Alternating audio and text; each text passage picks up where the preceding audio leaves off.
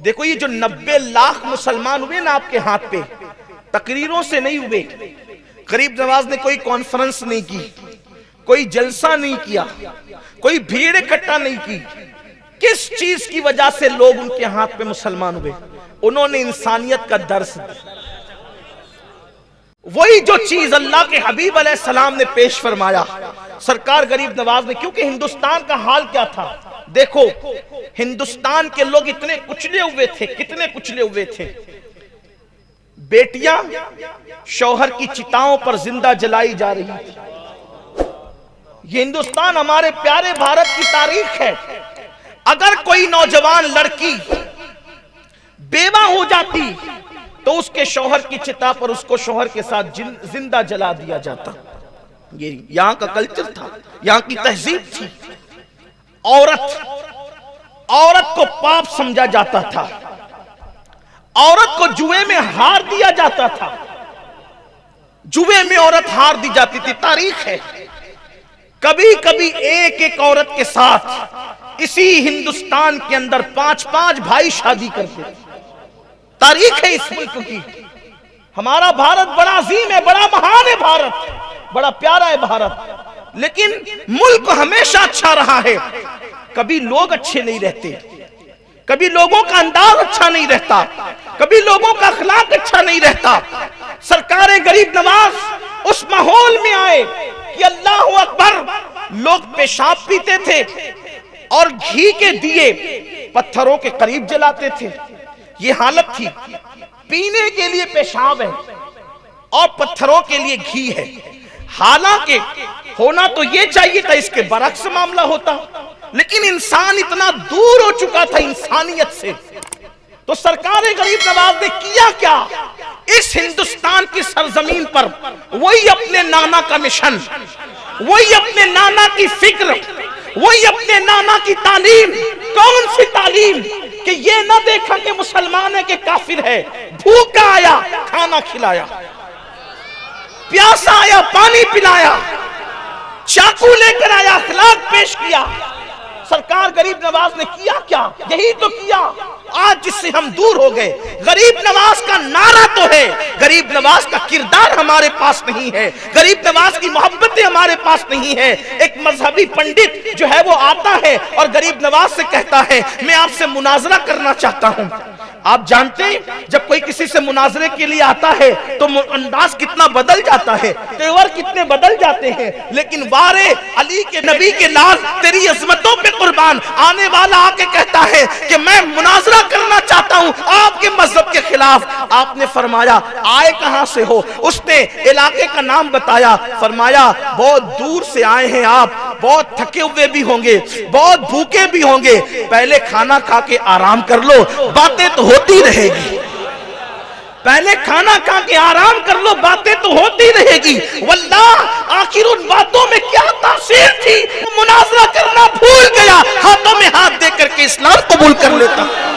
ये सरकार गरीब नवाज रज़ी अल्लाह ताला की जिंदगी है। आइए उनके अखलाक में से उनकी जिंदगी का एक बाब पेश करके अपनी गुफ्तगू की तरफ आना चाहता हूं और जल्दी से आना चाहता हूं। अल्लाह अल्लाह, एक मर्तबा का वाकया है कि हिंदुस्तान में अजमेर शरीफ जो शहर है उसका बादशाह पृथ्वीराज, जिसे राय पतोरा भी कहते हैं, उसको बड़ी तकलीफ थी। देखिए अहले हक से अहले इक्तिदार को बहुत तकलीफ होती है, क्योंकि उनको पता होता है कि जो काम तलवारें नहीं कर सकती वो अहले हक का किरदार करता है। बड़ी तकलीफ होती है इक्तिदार वालों को अहले हक से, बहुत तकलीफ में रहते हैं, बहुत परेशान। यजीद को क्या तकलीफ थी इमाम हुसैन से? यजीद के पास इक्तिदार था, इमाम हुसैन के पास किरदार था। इक्तिदार उसके पास था, किरदार इनके पास था। सोचो, कत्ल करके भी इज्जत न कमा सका, लेकिन किरदार वाला कत्ल होकर भी ऊंचा रहा। लोग कहते हुसैन का सर नेज़े पे है, हम कहते देख तो सही, काटने वाला नीचे है, कटवाने वाला ऊपर है। किरदार हमेशा हमेशा ऊपर ले जाता है। इक्तिदार ऊपर ले जाए न ले जाए, किरदार हमेशा ऊपर ले जाता है। इसलिए मुसलमानों ने किरदार की परवाह की है, इक्तिदार की परवाह नहीं की है। हम किरदार की तालीम देते, इक्तिदार की नहीं देते। दो बात अर्ज करके बात आगे बढ़ेगी। पृथ्वीराज को बड़ी तकलीफ थी, राय पतोरा को। एक जवान को बुलाया और वो राजपूत बहादुर जवान से कहा, ये फकीर ने नाक में दम कर रखा है, हर दिन कोई ना कोई इसके हाथ पर इस्लाम कबूल करता है, इसकी तालीम को सुनता है, इसके करीब हो जाता है। एक काम करो, अगर तुम इसको कत्ल करने में कामयाब हो गए, इसको कत्ल करने में कामयाब हो गए, अपनी आधी सल्तनत तुम्हें दे दूंगा, अपनी आधी हुकूमत तुम्हें दे दूंगा। आधी हुकूमत किसको नहीं चाहिए? चंद पैसों के एवज लोग किसी को कत्ल करते हैं, वो तो आधी हुकूमत। और राय पतोरा कोई छोटा मोटा आदमी नहीं था, अखंड भारत का सम्राट था, सम्राट। हिंदुस्तान के राजे महाराजे उसके पास आकर के बाजगुजारी करते थे, उसके पास आकर के जो है वो खिराज पेश करते थे, और उसके पास जाकर के जो है वो खिराजे वो वसूल करता था, और वो लोगों से दौलत वसूल करता था। हिंदुस्तान की छोटी छोटी रियासतों के बादशाह उसके बाजगुजार थे, उसके मातहत थे, उसके हाथ के नीचे थे। राय पतोरा ने कहा, आधी हुकूमत तुम्हारी, अगर इस फकीर को कत्ल कर दो। उस शख्स ने खंजर को जहर में बुझाया, और खंजर जहर में बुझाने के बाद उसने कमर में बांधा, और कमर में बांधने के बाद हिंदुस्तान का जो कदीम लिबास है, पुराना लिबास, वो यहां से यूं आता है कमर तक, और फिर आकर के वो फैल जाता है घेर की शक्ल में। ये मर्द लोग उस जमाने में पहनते थे। अगर आपने पुराने दौर की तस्वीरें देखी होगी हिंदुस्तानी तहजीब की, गंगा जमनी तहजीब की, वो पुरानी, तो आपको वो कपड़े नजर आएंगे। नीचे चुस्ती होती थी, बहुत तंग पाजामा, और ऊपर की तरफ वो यहां से यूं आकर के घेर में, यानी कमर में। अगर कोई चीज, ये बता इसलिए रहा हूं, यही तो बात है। अगर किताब में जो लिखा है वही मैं आपके सामने पढ़ के सुना दूं तो फिर तकरीर कहां होगी? आपको मैं किताब ही पेश कर देता, क्या पढ़ लो। कुछ वर्क ज़ेरॉक्स करके बांट दिए जाते कि ना इगतपुरी वालों को इतने पैसे खर्चा करना पड़ते, और ना मुझे इतनी मुशक्कत के साथ, जब वो कोई मुशक्कत में तो आया नहीं, लेकिन इतना लंबा सफर मुझे करना नहीं पड़ता, क्योंकि आप पढ़ लेते। बात यह है कि आपको समझना है पस मंजर क्या है, वाकई का क्या अंदाज था। तो ये जो लिबास होता था, इसमें कमर में जो चीज बंधी हो या छुपी हो तो नजर नहीं आ सकती थी, क्योंकि वो कमर से घेर हो जाता था, बड़ा घेर वाला होता था। गरीब नवाज का बयान चल रहा था, खिताब, और उसमें लोग बैठे थे, वो भी आकर के बैठ गया। लोग परेशान रहते हैं, यार आखिर तकरीरों में बोला क्या जाता है, तकरीरों में बोला क्या जाता है कि लोग सुनते हैं, पागल है, लोग बैठे रहते हैं। लोगों को चाहिए कि आप आके सुने तो हम बोलते क्या है। 1400 साल से लोगों को यही गलत फहमी है कि मुसलमानों की महफिल में बोला क्या जाता है, आप आके सुने तो क्या बोला जाता है। यही बोला जाता है जो बोल रहा हूं कि इंसान की कदर करो, और जहां गलत बातें सिखाई जाती है वहां जलसे रोड पे नहीं होते, वहां कान कान में बातें होती है। और हमारे यहाँ जलसे कान कान में नहीं होते, हमारे यहाँ जलसे मैदान में होते हैं, क्योंकि हमेशा हक बात मैदान में कही जाती है। जिस बात में झोल होगा वो छुपाई जाती है। हमारे मजहब की कोई बात छुपी हुई नहीं है। अजान से लेके नमाज तक, नमाज से लेके किरदार तक, सारी बातें हमारे यहाँ छुपी हुई है। सरकार गरीब नवाज एक दरख्त के नीचे बैठ करके बयान कर रहे हैं, खिताब फरमा रहे हैं, और कितनी तासीर होगी ना उस जबान में, जिस जबान ने कभी झूठ नहीं बोला, उस जबान में कितनी तासीर होगी जिसने कभी हराम लुक्मा नहीं खाया, उस जबान में कितनी तासीर होगी जिस जबान की पर अल्लाह के सिवा कभी किसी की गिबत नहीं आई, कभी किसी की चुगली नहीं, कभी किसी के साथ हसद के जुमले नहीं, कभी गाली गलौच नहीं। कैसी वो पाकीज़ा और पाक जबान थी। आप खिताब फरमा रहे थे, वहां अल्फाज की हेरा फेरी नहीं थी, वहां अदीबाना और खिताबाना रंग नहीं था, बल्कि वहां दुर्वेशाना और फकीराना अल्लाह का रंग लिए अंदाज था। गुफ्तगू हो रही थी, लोगों की सिसकियां बन रही थी, लोगों की जिंदगियां तब्दील हो रही थी। ऐसे में गुफ्तगू होती रही, लोग सुनते रहे, अपनी मुराद पाते रहे और जाते रहे। रहे। जब महफिल खत्म हो गई, लोग मिल मिल करके जाने लगे, तो सरकार गरीब नवाज ने उस शख्स से जो कमर में खंजर छुपा करके आया था, आपने उसकी तरफ से रुख फेर कर दूसरों की तरफ मुखातब होकर कहा कि भाई जो जिस मकसद के लिए आया था सबका मकसद पूरा हो गया। अब अगर किसी का कोई मकसद बाकी हो तो वो अपना मकसद भी पूरा कर ले। इसलिए कि हर बंदा महफिल में तकरीर सुनने तो नहीं आता ना। कुछ कमर में खंजर लेकर आते हैं, कुछ दिल में खंजर लेकर आते हैं, कुछ आंखों में खंजर लेकर आते हैं। मकसद पूरा कर लो जिसको करना है। लोगों ने बातें की, बात खत्म हो गई। फिर जब देर और गुजरी, कुछ लोग और खत्म हो गए और चले गए, सरकार गरीब नवाज ने फिर डायरेक्ट उससे मुखातब हो गए। मैं कह रहा हूं कि सबके मकासद पूरे हो गए। जो मुराद लेके आया था उसकी मुराद पूरी हो गई, आप भी अपनी मुराद पूरी कर ले। अंदाज देखें गुफ्तगू। अगर कोई मुझे गाली देने आया, या कोई मुझे कत्ल करने आया, या कोई मुझे मारने आया, या कोई मेरे साथ बदतमीजी करने आया, तो क्या मैं ये जान करके इसका अंदाज मेरे साथ क्या है, मेरा सुलूक क्या होगा उसके साथ, मेरा अंदाज क्या होगा उसके साथ। मेरे भाई, अगर मजमे में कोई नाखून पे पैर रख दे तो आदमी का चेहरा बिगड़ जाता है, और वहां खंजर कमर में बांध करके लाया है। लेकिन सरकार गरीब नवाज फरमा रहे हैं सबकी मुरादें पूरी हो गई, अपनी मुराद पूरी कर लो। उसने कहा महाराज मैं कौन सी मुराद लेकर के आया? फरमाया तुम अच्छी तरह जानते हो क्या लेकर के आए हो दिल में। कहा मैं तो आपका बयान सुनने आया था, आप कितनी अच्छी बात करते, मैं आपकी बातें सुनने आया था। फरमाया अच्छा, बयान सुनने के लिए आते हैं तो कमर में खंजर बांध कर आते हैं? बयान सुनने आते हैं तो कमर में खंजर बांध कर आते हैं? उसने कहा कमर में खंजर तो हिंदुस्तान वालों की एक रिवाज है, और राजपूतों का अंदाज है कि हम कमर में खंजर बांधते हैं, तो मैंने कमर में खंजर बांध दिया, तो कौन सा जुर्म किया? कहा अच्छा, खंजर बांधना अगर हिंदुस्तान वालों के यहाँ रस्म रिवाज है, तो बादशाह के महल में जाकर किसी की जान पर आधी सल्तनत का सौदा करना, यह भी हिंदुस्तान वालों का रिवाज है कि उस फकीर को कत्ल करके आधी सल्तनत कमाएंगे, ये भी हिंदुस्तान वालों का रिवाज है। अल्लाह अकबर।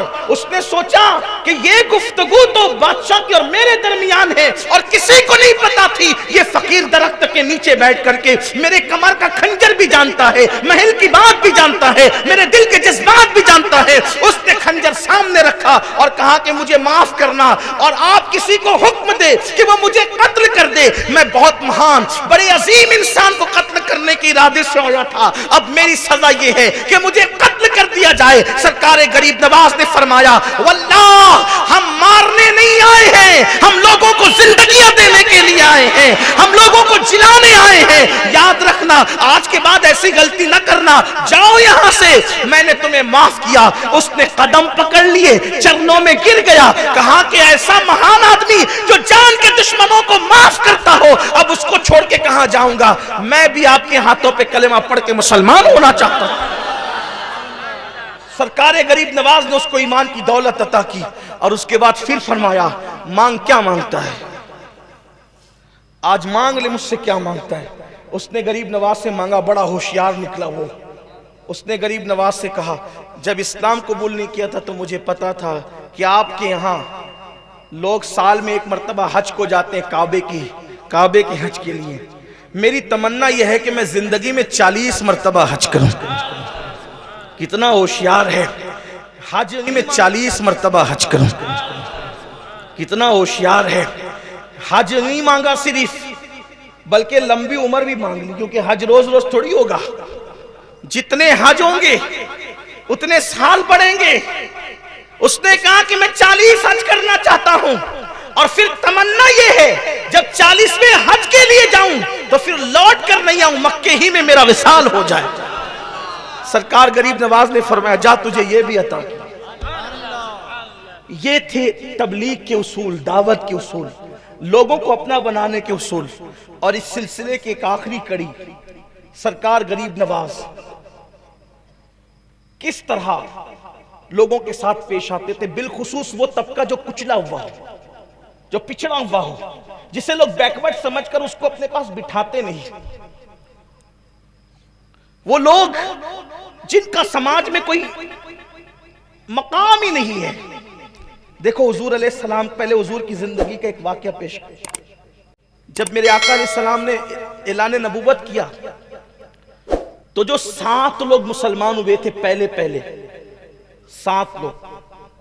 सबसे पहले मां खदीजा, औरतों में, मर्दों में सैयदना अबू बकर सिद्दीक, गुलामों में सैयदना ज़ैद बिन हारिसा, छोटी उम्र के लोगों में मौलाए कायनात, और फिर हजरत सैयदना बिलाल, हजरत सुहैब रूमी। ये वो लोग थे जो शुरू दिन के मुसलमान हैं, इब्तिदाई दिनों के मुसलमान। उसी में हजरत अम्मार बिन यासिर, हजरत यासिर, हजरत सुमैया, हजरत जुनैरा, ये लोग सब अव्वल दिन के, यानी कि एला हुजूर पे वही आई या इस्लाम आ गया। बज़ाहिर इस्लाम तो हमेशा से है, लेकिन ज़ाहिरी तौर पर इस्लाम का हुक्म आया और 1 हफ्ते 10 दिन के अंदर जिन्होंने इस्लाम कबूल किया ये नफूस है। उसमें एक नाम हजरत सैयदना बिलाल हबशी का। हजरत बिलाल हबशी हफ्ते 10 दिन में इतनी जल्दी मुसलमान कैसे हुए? क्यों इतनी जल्दी मुसलमान हुए? वजह ये थी, मुसलमान होने की वजह देखो, जो हमारे अंदर नहीं है, यही बार बार रोना चाहता हूं कि जो हमारे अंदर नहीं है, अस्ल इस्लाम की तालीम किताबों में महदूद, अस्ल इस्लाम पर अमल करने वाले कब्रों में, इस्लाम किताबों में इस्लाम पे अमल करने वाले कब्रों में, और आज हम नुमाइश करते हुए नजर आ रहे हैं। खुदा के लिए दीन की तरफ आइए, इस्लाम की रूहानियत की तरफ आइए, इस्लाम के असल हदफ की तरफ आइए, इस्लाम के असल मकसद की तरफ आइए। सैयदना बिलाल हबशी मुसलमान क्यों हुए? अभी हुजूर ने नबूवत का ऐलान नहीं किया। बिलाल हबशी गुलाम थे, ये आप सबको पता है। उनका मालिक उनसे रात दिन काम लेता था। एक दिन बिलाल बीमार हो गए और बीमारी के आलम में रात को काम करते जाते थे और रोते जाते थे। अल्लाह के हबीब अलैहिस्सलाम काबे के तवाफ के लिए जा रहे थे या तवाफ करके निकल रहे थे, देखा कि कोई रोने वाला रो रहा है। हुजूर अलैहिस्सलाम की ये आदत थी कि किसी की आंख में कभी आंसू नहीं देख सकते थे, किसी को कभी बेचैन नहीं देख सकते थे। हाँ, यही तो बात है कि हमारे नबी किसी की आंखों में आंसू नहीं देख सकते थे, और आज हम लोगों की आंखों में आंसू ही डाल रहे हैं। हुजूर लोगों को बेचैन नहीं देख सकते थे, हम लोगों को बेचैन ही कर रहे हैं, लोगों को बेकरार ही कर रहे हैं, लोगों को सता ही रहे हैं। मेरे आका अलैहिस्सलाम ने देखा किसी के रोने की आवाज आ रही है, हुजूर रुक गए। रुकने के बाद पूछा, कौन हो? बिलाल, क्यों रो रहे हो? कहा कि बुखार है और मैं बैठ भी नहीं सकता, मैंने खाना भी नहीं खाया है, मेरे मालिक ने मुझ पे इतना काम लाद दिया है कि अब मैं इतना काम नहीं कर सकता। लेकिन जब वो सुबह को आएगा और वो देखेगा कि मैंने काम नहीं किया तो वो मुझ पर चाबुक बरसाएगा, मेरी बीमारी का, मेरी फाका कशी का ख्याल नहीं करेगा। मेरे आका अलैहिस्सलाम ने फरमाया, जाओ तुम सो जाओ। उन्होंने कहा, अगर मैं सो जाऊंगा ऐ अजनबी जवान, अगर मैं सो जाऊंगा तो फिर मेरा काम कौन करेगा? अल्लाह के हबीब अलैहिस्सलाम ने फरमाया, तेरा काम आज की रात मैं करूंगा। और उसके बाद पूरी रात बिलाल के हिस्से का काम मुस्तफा जाने रहमत करते रहे। मेरे आका पूरी रात काम करते रहे और सुबह को जाने लगे। वो फरमाया कि अच्छा मैं चलता हूं, मैं कल फिर आऊंगा और तुम्हारे हिस्से का काम कर दूंगा, और जब जरूरत पड़े मुझे बुला लिया करना, मैं तुम्हारी मदद के लिए हाजिर हूं। बिलाल ने पूछा, यहाँ तो लोग नंगे होके काबे का तवाफ करते हैं, यहाँ तो लोगों में इंसानियत नहीं है, यहाँ के लोगों के अंदर हमदर्दी नहीं है, किसी से प्यार नहीं है, यहाँ के इंसान दरिंदों से बदतर है। इस तारीकी के अंदर आखिर ये आफताब कहाँ से, ये महताब कहाँ से, कौन है आप, आपका नाम क्या है? मेरे आका ने फरमाया, मुझी को मोहम्मद इब्न अब्दुल्लाह कहते हैं, मैं बनु हाशिम से हूँ, जब जरूरत पड़े मुझे बुला लिया करना। अल्लाहु अकबर। अब कब जब बिलाल को जरूरत पड़ती बिलाल याद कर लेते और आका उनकी मदद फरमा देते। लेकिन एक दिन किसी ने बिलाल से कहा, बिलाल पता है मक्के में क्या हंगामा हुआ? बिलाल ने पूछा, क्या हंगामा हुआ? कहा एक बंदा कहता है कि वो अल्लाह का रसूल है। कहा कहता कौन है? तो कहा कि वो मोहम्मद नाम के। बिलाल ने कहा, वल्लाह जो गुलामों के साथ इतना अच्छा सलूक करता हो वो कभी अल्लाह के मामले में झूठ नहीं बोल सकता। बिलाल कलमा पढ़ के मुसलमान हो गए, कुछ सुने बगैर, कुछ सुने बगैर, कोई स्टडी किए बगैर। ये क्या चीज थी? गुलामों के साथ अल्लाह के रसूल का हुस्न सलूक। अब आइए देखिए, सैयदना गरीब नवाज, एक किसान गरीब नवाज के पास है। गरीब नवाज के पास एक किसान है और आकर के कहता है वो किसान कि सरकार, बादशाह ने मेरी जमीन पे टैक्स ज्यादा लगा दिया, मैं टैक्स नहीं भर सकता। और मुझे पता चला है कि बादशाह आपके मुरीद का मुरीद है। जो दिल्ली का बादशाह है उसका नाम था शमसुद्दीन अल्तमश। दिल्ली का बादशाह उस वक्त कौन था? शमसुद्दीन अल्तमश। मामूली आदमी नहीं, जिसकी कभी तहज्जुद नहीं छूटी, जिसकी असर की पहले की सुन्नतें गैर मौकेदा नहीं छूटी, जिसने मां, बहन, बेटी, बीवी, 4 औरतों के अलावा 5वीं किसी औरत पर जानबूझकर नजर नहीं डाली, उसे कहते हैं शमसुद्दीन अल्तमश। कोई मामूली आदमी नहीं है। आया किसान गरीब नवाज के पास और कहता है कि दिल्ली के बादशाह ने टैक्स लगा दिया मुझ पर, मैं भर नहीं सकता। गरीब नवाज ने फरमाया, हम तेरे साथ दिल्ली तक चलेंगे, हम तेरे साथ। आप ये नहीं समझे कि मैं ये वाकया कोई गढ़ के लाया हूं, आप ये ना समझे कि किसानों पे मुसीबत आई है तो मैं ये बात लेकर आया हूं, ऐसी बात नहीं है। मैंने बरसों पहले भी इस वाकये को बयान किया है, मेरी तकरीरों में आप देख सकते हैं, देख सकते हैं आप। इसका मतलब गिरे पड़े लोगों के काम आना। हमारे पास कोई आता है ना, जैसे मिसाल के तौर पे मेरे पास कोई आ जाए, इसलिए कि सबसे गिरे पड़े तो अपनी है गुनेगार, बुरे तो सबसे अपने ही है। कोई आ गए, ये मसला है हमारा, अल्लाह आपका मसला हल कर दे। अरे अल्लाह मसला हल कर दे, वो तो ये मस्जिद में बैठ के भी कर सकता था। अल्लाह मेरा मसला हल कर दे, आपके पास क्यों आया? और कुछ ज्यादा जतन करें, कोई तावीज दे दे, अल्लाह मसला हल कर दे। मेरे अजीज, सिर्फ दुआ और तावीज से मसले हल नहीं होते। हमारे नबी किसी के मसले के लिए किसी के साथ, किसी के घर तक गए थे। हमारे औलिया किसी के मसले को हल करने के लिए अजमेर मुकद्दस से दिल्ली तक का सफर कर रहे थे। हम भी अपने सोर्सेस का इस्तेमाल करके किसी की मदद कर सकते हैं, लेकिन कोई मसला लेकर के आए तो हमारे पास टाइम ही नहीं है। टाइम है हमारे पास, लेकिन टाइम किस लिए? व्हाट्सएप के लिए है, फेसबुक के लिए है, गीबतों के लिए, चुगलियों के लिए, नफरतों के लिए है, अदावतों के लिए है, फितनों के लिए है। अच्छाई के लिए हमारे पास टाइम नहीं है। और याद रखना, अच्छाई अच्छाई है, बुराई बुराई है। अच्छी तरह याद रखना, अच्छाई तुम्हारी नस्लों को भी अच्छा बना सकती है और उसकी बरकतें तुम्हारी नस्लों तक बाकी रहेगी, और बुराई जो है तुम्हारी नस्लों तक उसकी नहूसत को पहुंचा सकती है। इसलिए याद रखना, अल्लाह ने अच्छे काम के लिए भेजा है, अच्छे कर सकते हो तो करते रहो। सरकार गरीब नवाज के पास किसान आता है और आकर के कहते हैं, सरकार ये मुश्किल आन पड़ी है। गरीब नवाज ने बादशाह को कोई खत नहीं लिखा, बाबा कुतुब को कोई खत नहीं लिखा, और फरमाया कि चलो चलते हैं। साथ लेकर के दिल्ली पहुंचे। जब दिल्ली पहुंचे तो दिल्ली पहुंचने के बाद इत्तला मिली कि गरीब नवाज आ रहे हैं। वक्त का दिल्ली का बादशाह बाबा कुतुब को साथ लेकर के इस्तकबाल के लिए आया, कदमों पे सर रखा। सरकार कुतुबुद्दीन बख्तियार काकी ने कहा, हुजूर बगैर इत्तला के तशरीफ लाए। फरमाया, बाबा कुतुब एक काम था हमारा एक काम था, वो लेकर आए। हुजूर आपका क्या काम था? कई एक किसान है हमारे शहर का रहने वाला, अजमेर शहर का रहने वाला, ये इस पर लगान बादशाह के कारिंदों ने ज्यादा डाल दिया है और ये भरने की ताकत नहीं रखता, तो मैं चाहता हूं कि उसमें कमी कर दी जाए। बाबा कुतुब ने बादशाह की तरफ देखा।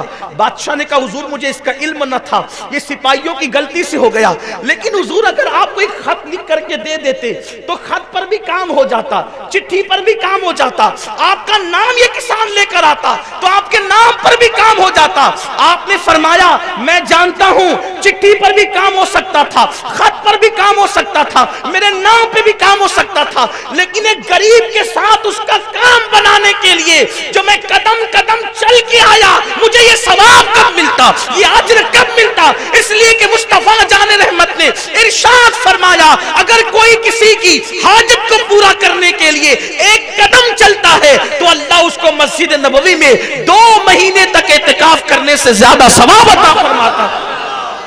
मुझे ये अज्र कब मिलता?